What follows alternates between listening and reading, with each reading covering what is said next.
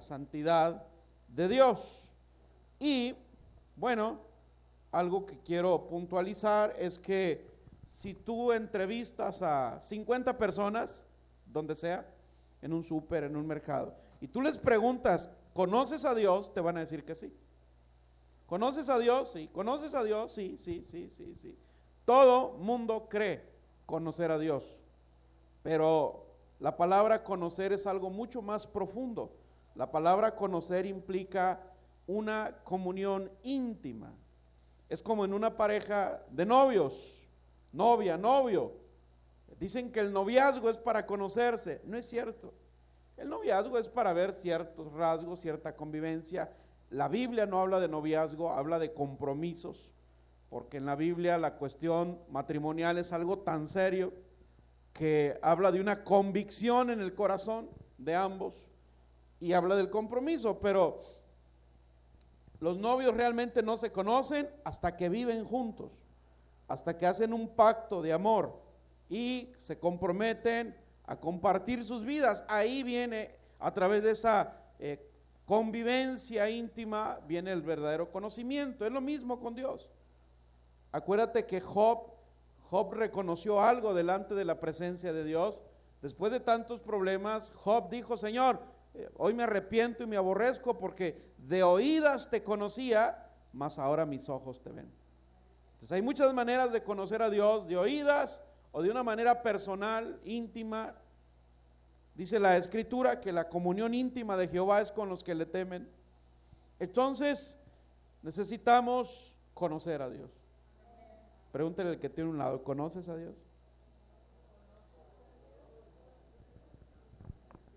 De repente alguien te va a preguntar: ¿y lo has visto? ¿Qué le vas a contestar? ¿Qué le vas a responder cuando alguien te pregunta: ¿has visto a Dios? Usted dígale que sí. Sí lo he visto, a diario lo veo. ¿Dónde? En su palabra. Ahí veo físicamente a Dios. Amén. Entonces, conocer a Dios es no solo el conocimiento de lo que Él es, sino el compartir lo que Él es. No sé si te has dado cuenta, pero los matrimonios que ya tienen muchos años terminan pareciéndose él y ella. Mismos hábitos, mismas costumbres, hasta su fisionomía. Hay una cierta tendencia a parecerse. El hombre a veces ya no necesita pedir algo en la mesa porque ella ya sabe lo que va a pedir y se adelanta y lo pone. Esa afinidad es algo que es fruto de la comunión íntima, el conocerse al uno al otro. Cuando pasan los años en el matrimonio, ya no hay necesidad a veces de pedir una cosa o la otra, porque el otro o la otra ya está listo para suplir la necesidad. Wow, esa es una bendición de Dios. Bueno, pues es lo mismo con Dios. Si alguien dice conocer a Dios, debe comportarse como Dios manda. Sopas, perico. Si quieren prender el aire grande, porque esto va a estar caliente. Entonces, conocer a Dios es, primero, saber que Dios es amor. ¿Cuántos saben que Dios es amor? No le pidas amor a Dios, recíbelo en tu corazón. Dios no da amor, Él cuando ama se da a sí mismo. Cuando tú le abriste tu corazón, invitaste a Cristo a entrar a Él, ahí entró Dios y ahí entró el amor, porque Dios es amor. De tal manera amó Dios al mundo, dice Juan 3:16, que dio a su único hijo. Entonces, Dios es amor, y cuando yo recibo a Dios, cuando yo recibo a Jesús en mi corazón, ahí está el amor de Dios. Dios también es luz. ¿Cuántos saben que Dios es luz? Él es la fuente de la luz. Él es el centro del universo. Y en Él no hay sombra de variación, en Él no hay tinieblas, en Él no hay nada pecaminoso. Él es luz. Dios también es omnisciente. ¿Qué es omnisciente? Que todo lo siente, dijeron. Todo lo sabe, todo lo conoce. Eso, los de escuela de ministerio, mira, tan filosos. Dios es omnipotente. ¿Qué significa que Dios es omnipotente? todo lo puede, es todopoderoso. Amén, amén. Vimos en la serie pasada que Dios es soberano. ¿Cómo? Dios es soberano. Él decide cómo, cuándo, dónde, por qué, con quién. Él sabe lo que tiene que hacer. Él sabe cómo hacer las cosas. Nadie le da órdenes a Dios. Nadie. ¿Y a Dios quién lo creó, pastor? Nadie. ¿Y quién es el papá de Dios? Nadie. ¿Quién es la mamá de Dios? Nadie. Él es soberano. Él siempre ha existido, existe y existirá. Él es el principio y el fin. Antes de Él no hay nada, porque todo fue hecho por Él y para Él. Amén, amén. Dios también es todo suficiente, el Shaddai. Luego vamos a ver eso. Shaddai en hebreo al español significa todo suficiente. Significa que Él puede suplir todas mis necesidades. Amén, amén. Y bueno, vamos a ver también que Dios es misericordioso, lento para enojarse, Él es abundante en misericordia y Dios es santo. ¿Dios es qué? Santo. Isaías capítulo 57, verso 15, dice en la Reina Valera: porque así dijo el alto y sublime, el que habita en la eternidad y cuyo nombre es el Santo. Yo habito en la altura y en la santidad, y con el quebrantado y humilde de espíritu, para hacer vivir el espíritu de los humildes, para vivificar el corazón de los quebrantados. ¿Dónde habita el Señor? En las alturas y en la santidad. ¿Dónde habita el Señor? En las alturas y en la santidad. Amén. ¿Por qué Él habita en la santidad? Porque Él es santo. Y esto habla no solamente de una forma de ser, sino también habla de una forma de vivir. Es diferente. Va de nuevo. No se trata solamente de ser, de la forma de ser, se trata también de la forma de vivir. ¿Por qué? Porque Dios es santo, pero vive en la santidad. ¿No te da luz esto? Que si tú eres hijo de Dios y Dios es santo, tenemos que aprender a ser santos, pero también a vivir en la santidad. Y vivir aplica o implica lugares y personas. No solo actitudes, lugares y personas. Cuando en el desierto Moisés subió al monte Sinaí a encontrarse con Dios, ahí donde Dios le dictó los mandamientos, y de repente dice que Dios vio venir a Moisés y le dijo: detente, Moisés. Creo que está en Éxodo capítulo 3, a ver, ponme Éxodo 3, 5. Dios le dijo: detente, Moisés, y le dijo: no te acerques, quítate la sandalia de tus pies, porque el lugar que estás pisando es un lugar santo. Wow. Quítate las sandalias. ¿Sí lo pusiste ahí? Quítate el calzado de tus pies, quítate las sandalias, dice otra versión bíblica. Entonces, la santidad de Dios también implica cosas, lugares y personas. Amén, amén. Básicamente me habla de un estilo de vida, no solo de una forma de ser, sino de un estilo de vida. Yo puedo tener una forma de ser, pero incongruente con mi estilo de vida. El ejemplo más claro está en los evangelios, cuando Jesús encontró a los fariseos religiosos.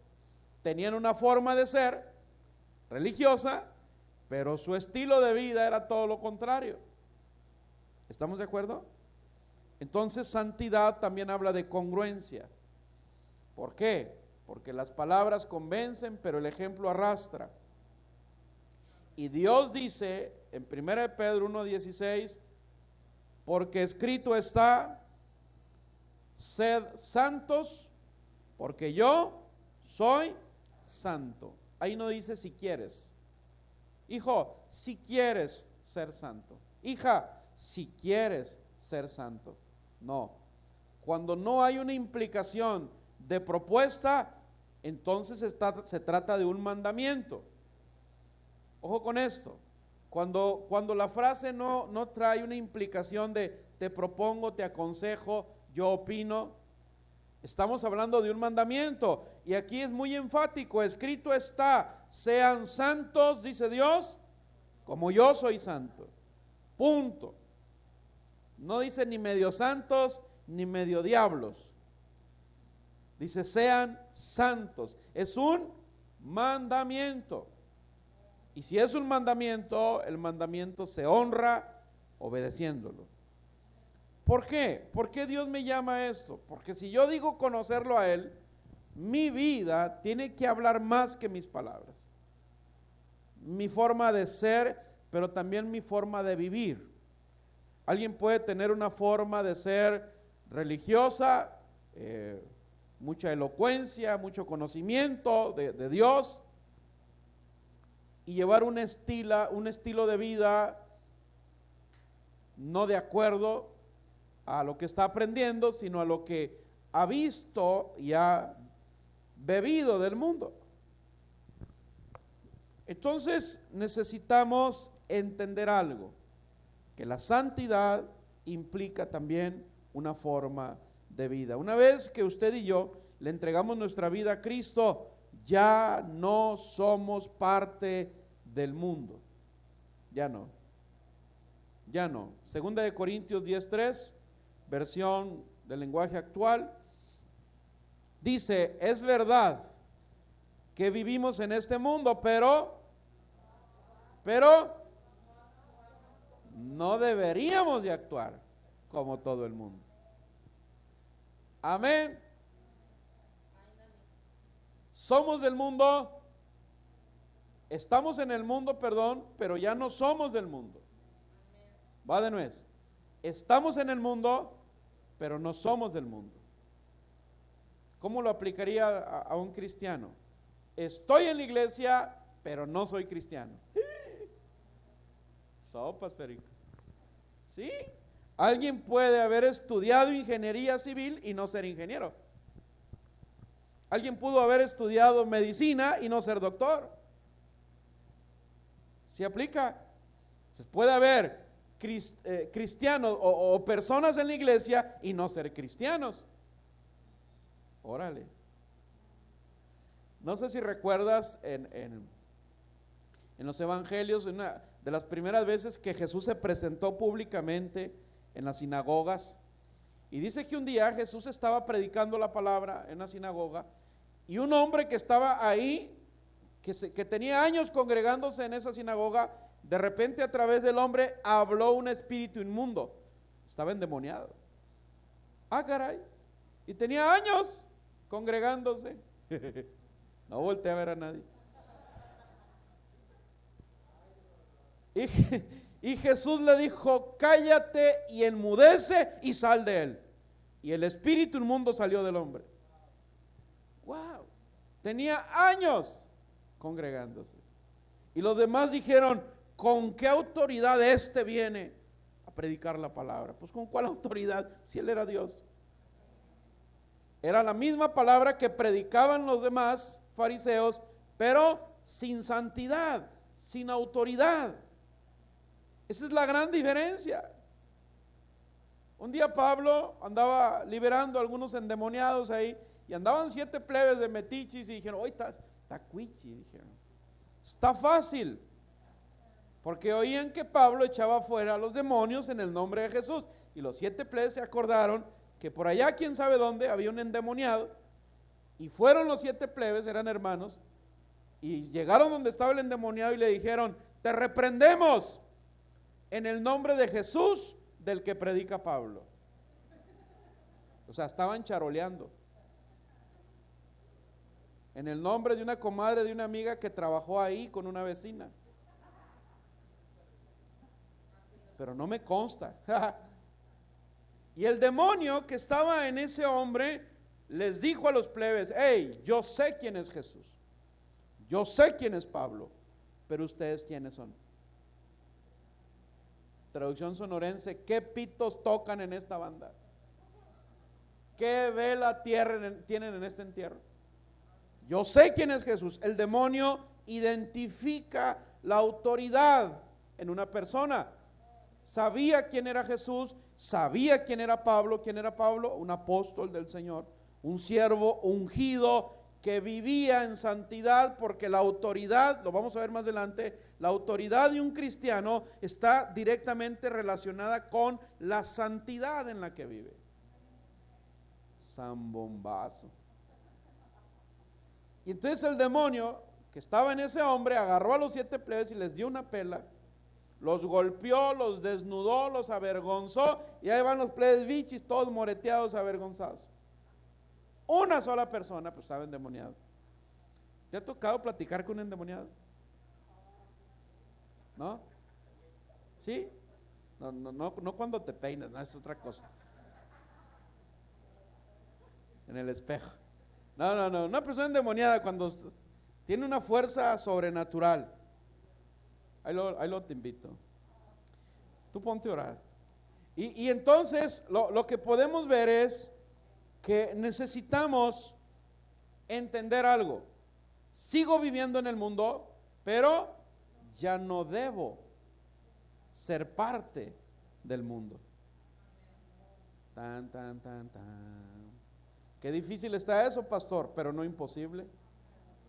Jesús vino y 33 años y medio habitó en un mundo corrompido, en un mundo injusto, en un mundo violento, en un mundo donde su pueblo estaba bajo el yugo de Roma. 33 años y medio Él vino y demostró que en un cuerpo de carne y hueso se puede vivir honrando a Dios y se puede vivir en santidad. Pilatos le dijo: andas diciendo que eres el rey de Israel. Y le dijo Jesús: tú lo dijiste. Pero si mi reino fuera de este mundo, los que me acusan me estuvieran defendiendo. Mi reino no es de este mundo. Estaba en el mundo, pero no era del mundo. Un día orando Jesús por sus discípulos le dijo: Padre, te ruego, no te pido que los quites del mundo, sino que los protejas del mal que hay en el mundo. El mundo es un pantano, ¿sí? Y las cosas se van a poner peor a como están las cosas. Y hay mucha gente que tenía fe y ya no la tiene, porque dice: ¿cómo es posible que Dios permita tantas cosas? Bueno, no es culpa de Dios. No es culpa de Dios. No es que Él permita, sino que Él respeta las buenas, pero también las malas decisiones. Lo que Dios sí hace es proteger a su pueblo, proteger a sus hijos de la maldad. Eso sí hace el Señor. ¿Por qué? Porque es un Dios celoso. Es un Dios celoso. ¿Sí sabía que Dios es celoso? Y te cela. Dice: te anhela celosamente. ¿Y tú anhelas a Dios? ¿Qué leímos en Corintios? Dice: vivimos en este mundo, pero no actuamos como todo el mundo. ¿Qué significa? Significa que ya no caminamos como antes, o ya no deberíamos caminar como antes, como lo hace la mayoría. Ya no pensamos como ellos, ya no hablamos como ellos. Nuestra vida empezó a tener un propósito, o debería tener ya un propósito nuevo.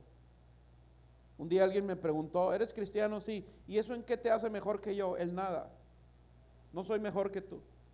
Delante de Dios somos iguales. La gran diferencia es que hay salvación en mi corazón. Dios perdonó mis pecados y procuro no volver a cometerlos. Esa es la gran diferencia. Y ahí, aunque no soy mejor que tú, pero tengo ventaja sobre ti. Te invito a conocer a Cristo. Ah, bueno. De repente la gente se pone brava. Entonces, tenemos una gran responsabilidad. Debemos de adoptar un nuevo estilo de vida que demanda que seamos diligentes, que seamos buen testimonio en la iglesia y también con los de afuera de la iglesia. Sí, porque hay cristianos que en la iglesia, mira, gloria a Dios, aleluya. Predica y tiene célula en la casa y, no, hombre, tiene 1,000,000 de seguidores en Facebook porque predica. Pero en el trabajo es como la sangre de Judas. Le dicen el hermano charco, el que no lo brinca le sacan la vuelta. Sangrón, grosero y déspota. Ay, Señor. Digo, aquí en México no, es en otros países. Entonces, ¿de qué estamos hablando? Estamos hablando de que nuestra vida ha tomado un nuevo rumbo. Toda nuestra vida debe de ser transformada por Dios, y esto implica ya no querer hacer las cosas como antes las hacíamos. Ojo, Dios te regala su santidad, pero usted y yo decidimos si vivimos en ella o no. Pero luego de esa decisión dependerá el que cada día Dios me revele sus planes o que cada día me aleje más de Dios. ¿Qué significa esto? Que ahora nuestro deleite, nuestro gozo, nuestra alegría es hacer lo que a Dios le agrada, no lo que a la gente le agrada. Es que ¿qué va a decir mi mamá? Es que ¿qué va a decir mi suegra? No, pues, las suegras son una bendición, las suegras. Hagas bien, hagas mal, va a hablar de ti, o sea, tú bendícela. Digan amén las suegras. Son una bendición las suegras. Y diga que no, están grabando. Usted deleítese en agradar a Dios. Dice la Biblia, todo lo que haga, hágalo de corazón, como para Dios y no para la gente. ¿Por qué? Porque la gente, mira, pasa algo. Un día, cuando las primeras veces que mi pastor Gerardo me enviaba a Culiacán a predicar a otra iglesia, cuando el pastor local tenía algún otro asunto, y un día, un domingo, un sermón precioso, de esos que te preparas 15 días antes orando y estudiando y pidiendo discernimiento. Y fuimos ese domingo y muy padre, una bendición grande.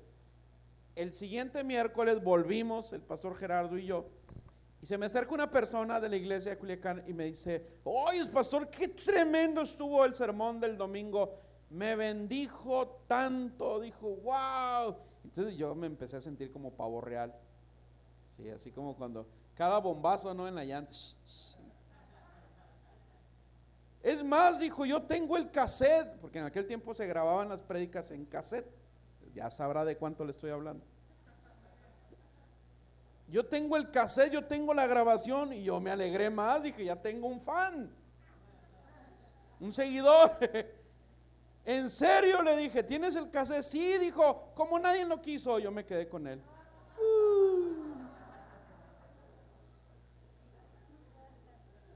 En 5 minutos me mandó al tercer cielo y en medio minuto me mandó al infierno.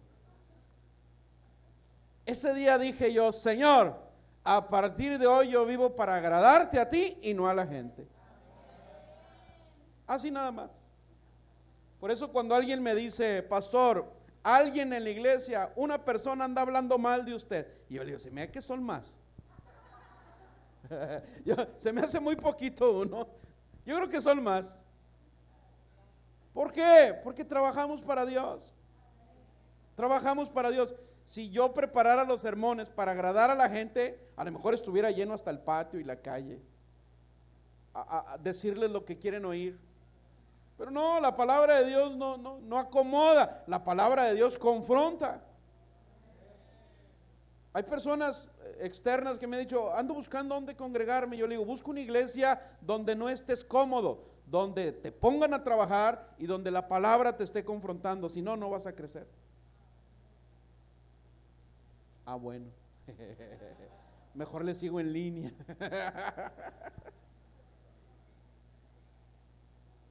La santidad te lleva a gozarte, a deleitarte, a disfrutar, a agradar a Dios.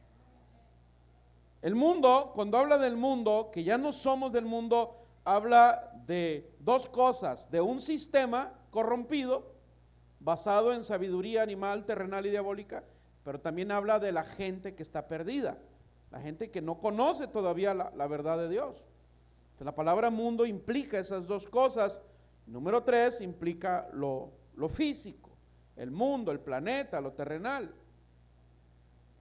Pero cuando dice aquí que vivimos en este mundo, pero ya no actuamos como todo el mundo, habla de el comportamiento de alguien que no conoce o ha rechazado la verdad de Cristo. Porque hay gente que conoce, pero ha rechazado. Y ahí ya no hay ignorancia. A mí hay gente que me ha dicho, no he ido a la iglesia, pastor, porque yo sé lo que tengo que hacer y no estoy listo. No ignoras. Ya no eres ignorante, ya sabes de qué se trata y eso ya te cuenta porque ya conoces, ya sabes lo que tienes que hacer. Si ya no se puede justificar, no, pero yo no iba a la iglesia, no, pero ya sabías de qué se trataba, ya sabías de qué se trataba la santidad y la salvación de Dios. Por eso la urgencia de que por lo menos a los de nuestra casa hay que meterlos al arca.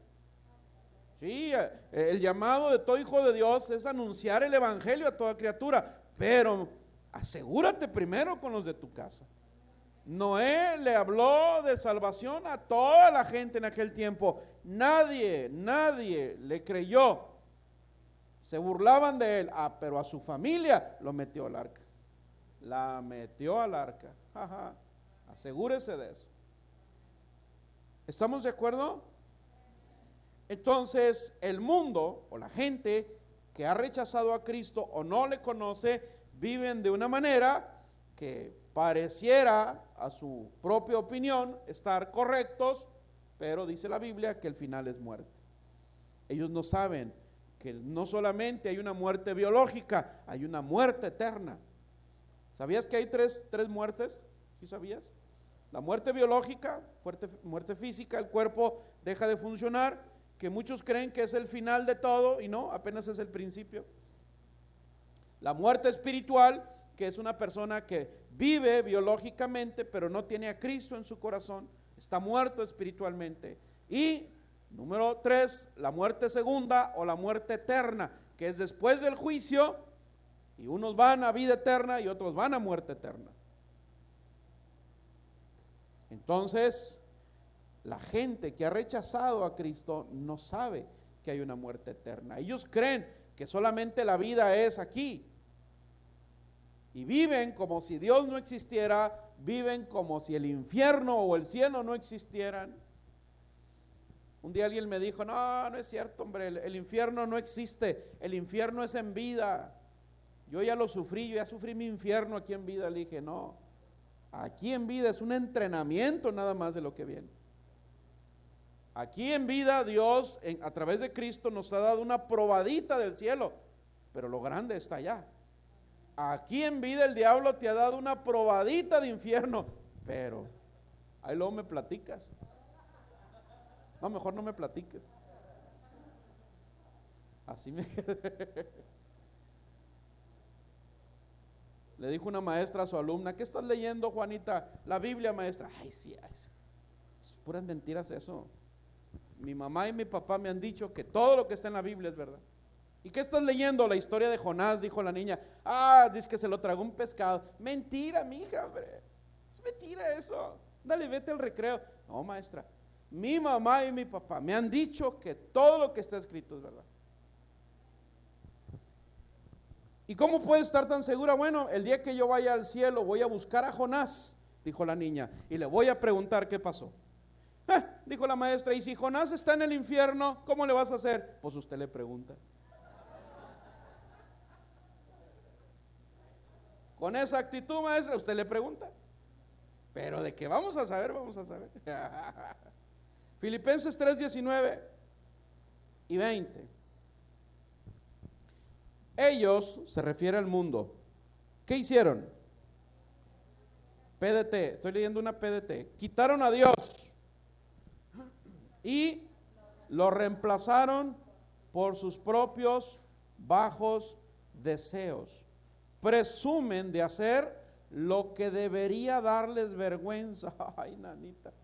Y solo tienen la mirada puesta en las cosas terrenales. En cambio, nuestra patria, ¿dónde está? En el cielo. Y de ahí estamos esperando que venga el Salvador nuestro, Señor Jesucristo. Wow, dele fuerte el aplauso al Rey. Aleluya.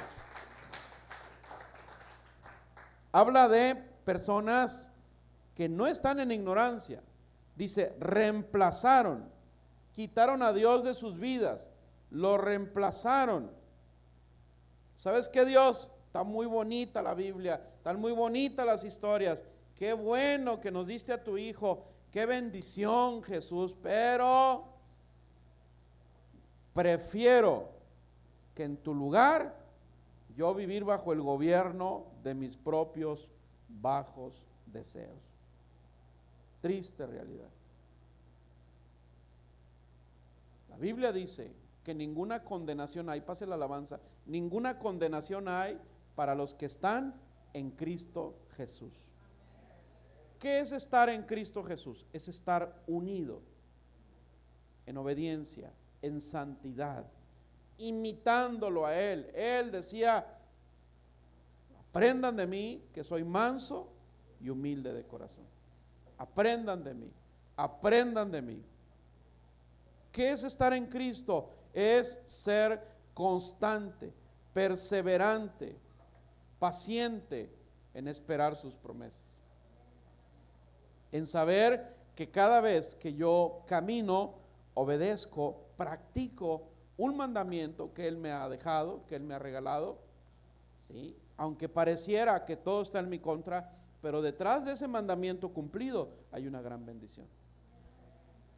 Los hijos pequeños no entienden la corrección de papá y mamá, no entienden. Tú les das un azote con una varita, tú los regañas. Los niños en su a veces inexperiencia no alcanzan a comprender que una corrección de papá y mamá son frutos del amor. Y a veces habemos cristianos o hay cristianos que de la misma manera no logran comprender el amor de Dios a través de la corrección. Y lo que vemos aquí es que lo único que Dios quiere al pedirnos una vida en santidad es librarnos de pruebas, librarnos de sufrimientos, librarnos de tantas cosas que el diablo tiene preparado para los rebeldes. Y lo único que Dios quiere al pedir que yo viva en santidad es librarme de todo eso. Pero no lo entendemos. La gente rechaza a la iglesia, rechaza la palabra. ¿Sabes por qué? Porque no, yo no voy a la iglesia porque me van a prohibir que tome, me van a prohibir que coma cochi, me van a prohibir que coma camarón. Muy malo el camarón, así en cóctel. Ya perdí a guisados en taquitos. Y si no empanizados, ¿no les está hablando el Señor? No. Ajá. Ya no, esos camarones están perdidos. No voy a ir a la iglesia porque me van a prohibir esto, me van a prohibir lo otro. El año pasado un hombre me dijo, tú estás muy mal, pastor. Pues ya sé que estoy mal, pero dime en qué. No soy perfecto, pues debo estar mal en alguna cosa. Porque tú recibes ahí en tu iglesia a gente que anda recaída en drogas, recibes ahí en tu iglesia a gente así, así, así. Le dije, ¿y a dónde quieres que los mande? ¿Al hospital? ¿A dónde quieres que los mande? ¿Al museo? ¿Quién te dijo que la iglesia era un museo de santos? La iglesia es un hospital donde vamos a sanar, donde los que hemos fallado, los que hemos tomado malas decisiones, vamos y buscamos refugio, pero también buscamos cambiar nuestra vida. No, pues estás muy mal. Pues gloria a Dios por esa maldad. Pero la iglesia está abierta para todo el que quiera cambiar. Este hombre era, o es, no sé, director de una clínica de rehabilitación. Pues quería que se los mandara a él. Y yo le dije, bueno, ¿quién manda aquí en la clínica? Yo, me dijo, pues yo mando en la iglesia. Con la ayuda de Dios. La iglesia es un refugio, pero también es un hospital, un lugar de sanidad. Pero donde Dios me dice, ¿quieres cambiar tu manera de vivir? Y Él me dice cómo hacerlo. Él me dice, sé santo como yo soy santo. ¿Quieres que te vaya mejor? Necesitas vivir en mi santidad. Necesitas empezar a agradarme a mí y dejar de depender ya de tantas cosas. Aquí habla de gente que rechazaron a Jesús. Dice, quitaron a Dios y lo reemplazaron por sus propios bajos deseos. La idolatría no es nada más hincarte y honrar imágenes. La idolatría es que si a ti te gusta más la droga que agradar a Dios, la droga es tu ídolo. Eso también es idolatría. Que si tú sacrificas el tiempo de Dios para ganar un peso más, ese peso más es tu ídolo. Todo lo que reemplace a Dios en tu vida, en cuestión de importancia, estás reemplazando a Dios. Lo estás quitando por buscar a otra cosa temporal. Es lo que está diciendo aquí. Entonces, dice la palabra que la condenación consiste en que la humanidad, conociendo la luz, la rechazaron. Esa es la condenación. No hay condenación en su totalidad para el que ignora. Hay misericordia. Pero para el que conoce y rechaza y reemplaza a Dios, rechaza su santidad, entonces el juicio será severo. Porque al que mucho se le da, mucho se le demanda. El que es fiel en lo poco, Dios lo pone fiel sobre lo mucho. Si yo necesito entender esto. Si tú quieres crecer como persona, como hijo, como hermano, como amigo, como esposo, como esposa, en un ministerio, si tú quieres crecer en cualquier área de tu vida, necesitas entender que la santidad de Dios no es una serie de prohibiciones, no, es una serie de pasos, de claves, de principios celestiales para que te vaya bien en la vida.